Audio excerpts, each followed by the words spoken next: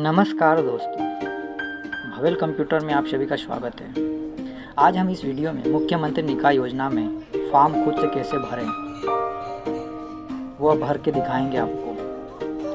आपके फॉर्म के लिए जांच दल में कौन कौन जांच करता रहेंगे और आपका नाम इस योजना में कैसे आएगा, इस योजना को कौन सा विभाग चलाता है और इस योजना का मुख्य उद्देश्य क्या है, हम इन सारी बातों को इस वीडियो में चर्चा करेंगे। तो आप हमारे साथ इस वीडियो में बने रहिए और वीडियो को लाइक, शेयर और चैनल को सब्सक्राइब जरूर करें दोस्तों। तो चलिए दोस्तों, हम इस वीडियो को शुरू करते हैं। इस योजना को मुख्यमंत्री कन्या विवाह योजना के नाम से भी अधिकतर लोग जानते हैं और इस योजना को सामाजिक न्याय निःशक्त जन कल्याण विभाग चलाता है। और इस योजना का मुख्य उद्देश्य है कि प्रदेश में निरंतर निवासरत ज़रूरतमंद कन्याओं और विधवाओं, कल्याणी बहनों को उनके विवाह के माध्यम से आर्थिक सहायता प्रदान करना है।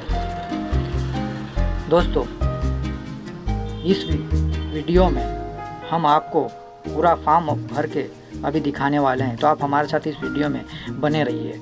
यहाँ पर विभाग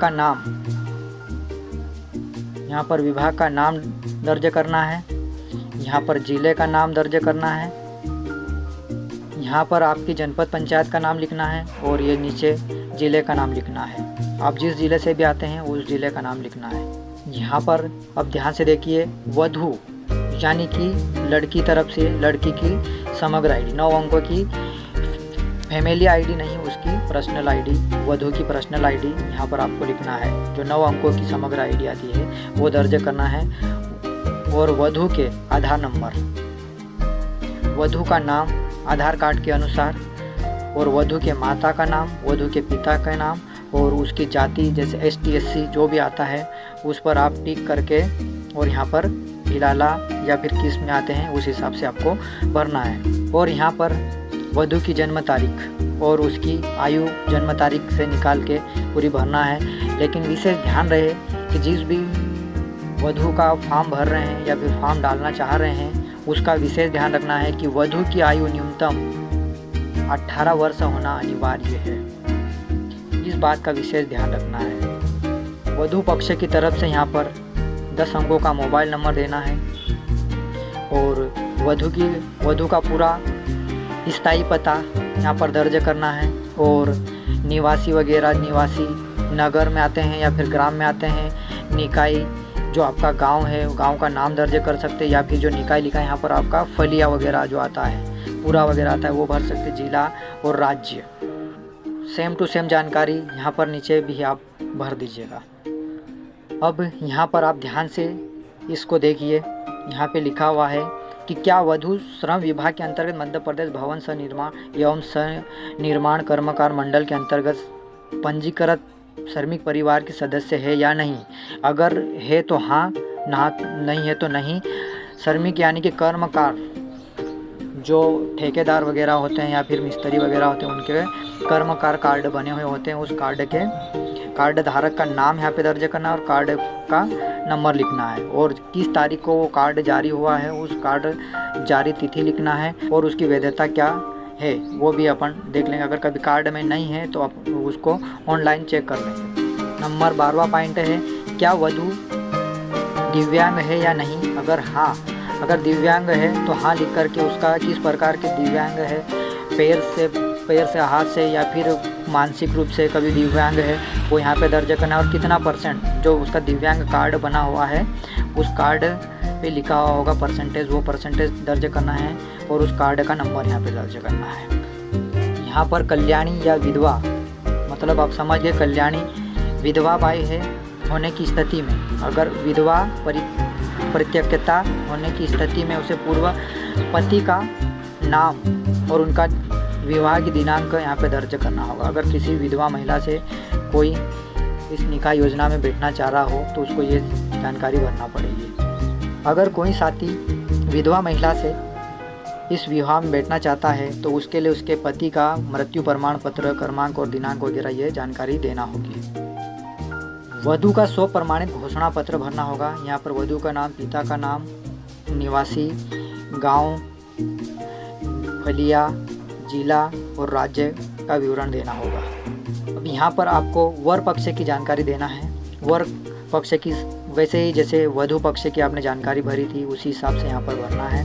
यहाँ पर लिखा हुआ कि वर की समग्र आईडी, यहाँ पर भी वर की समग्र 9 अंक की समग्र आईडी यहाँ पे आपको भरना है। लेकिन ये नोट लिख रखा है, इसमें देखना कि वर मध्य प्रदेश का निवासी नहीं होने की स्थिति में अनिवार्य नहीं है। अगर वर पक्ष मध्य प्रदेश का निवासी नहीं है तो समग्र आईडी उसको देना अनिवार्य नहीं होगा। वर का आधार कार्ड क्रमांक, वर का नाम, वर के निवास स्थान का पूरा यहाँ पे पता बनना है, गांव, निकाय, जिला, राज्य। वर की माता का नाम, पिता का नाम, जाति क्या ST SC OBC उस पर टिक करना है। फिर वर की जन्म तारीख भरना है और उसका जन्म के अनुसार उसकी आयु कितनी हो रही है वो आयु यहाँ पे भरना है। और ध्यान रहे वर की न्यूनतम आयु 21 वर्ष होना अनिवार्य है। वर का मोबाइल नंबर, क्या वर दिव्यांग है या नहीं, इसकी जानकारी हाँ या ना में भरना है। अगर वर दिव्यांग है तो उसकी किस प्रकार का दिव्यांग है और उसका कितना प्रतिशत दिव्यांगता में आता है वो भरना है। और उसका उस कार्ड के नंबर भरना है, दिव्यांग कार्ड के नंबर डालना है। और यहाँ पर हस्ताक्षर करना है, वर के हस्ताक्षर। ऐसे कि ऐसे वधु के भी हस्ताक्षर है। यहाँ पर वधु के हस्ताक्षर या अंगूठे का निशान।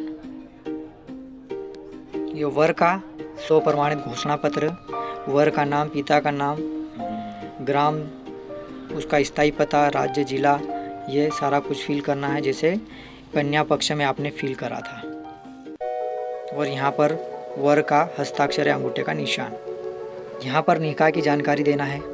आप किस तारीख को आवेदन दिया था, आवेदन की तारीख, निकाह, आपका निकाह कब हुआ था और निकाह का स्थान आपको कौन से ब्लॉक लेवल या तहसील, और निकाय का नाम और ज़िले का नाम ये भरना है आपको। और इसके साथ में आप दस्तावेज़ क्या क्या दे रहे हैं। TC दे रहे तो ये अंक सूची लगा रहे हैं जिसमें आपकी जन्म तारीख अंकित हो।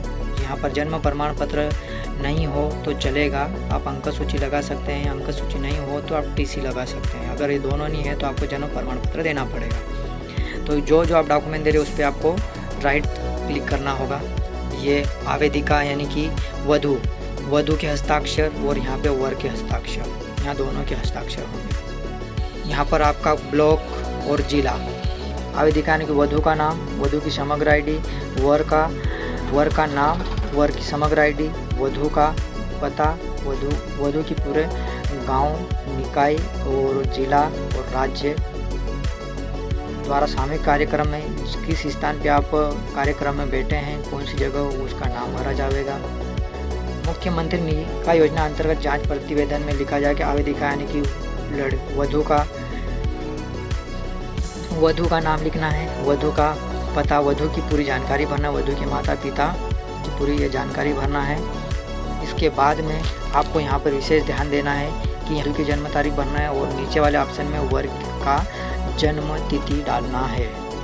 जैसा कि हमने वीडियो में बात करा था कि आपके जांच दल में कौन कौन सदस्य होंगे, तो यहाँ पर आपको कन्या का यानी कि वधु का नाम, वधु के पिता का नाम, गांव का नाम, ग्राम पंचायत का नाम और यहाँ पे दिनांक डालना है। अब ध्यान से देखिए, यहाँ पर आपके जांचकर्ता दल में आएंगे आंगनवाड़ी कार्यकर्ता, ग्राम पंचायत सचिव, फिर ग्राम आशा कार्यकर्ता, ग्राम रोजगार सहायक, फिर ग्राम ANM और मोबिलाइजर, ये सभी आपके जांचकर्ता दल के सदस्य हैं। तो आपका फॉर्म आगे के लिए प्रेषित हो जाएगा। जैसे ही आपका फॉर्म आगे जमा होगा विभाग में, वैसे फिर आपको आपके मोबाइल के SMS के माध्यम से या फिर ग्राम पंचायत के या फिर जांच दल सदस्यों के द्वारा आपको जानकारी दी जाएगी कि आपका फार्म योजना के पात्रता की श्रेणी में रखा गया और इस तारीख को आपका विवाह सम्मेलन में आपको बैठना है और इस तारीख को और इस समय वगैरह सारा कुछ आपको बता दिया जाएगा। तो आपको हमारा वीडियो कैसा लगा, वीडियो को लाइक शेयर और चैनल को सब्सक्राइब जरूर करें। धन्यवाद।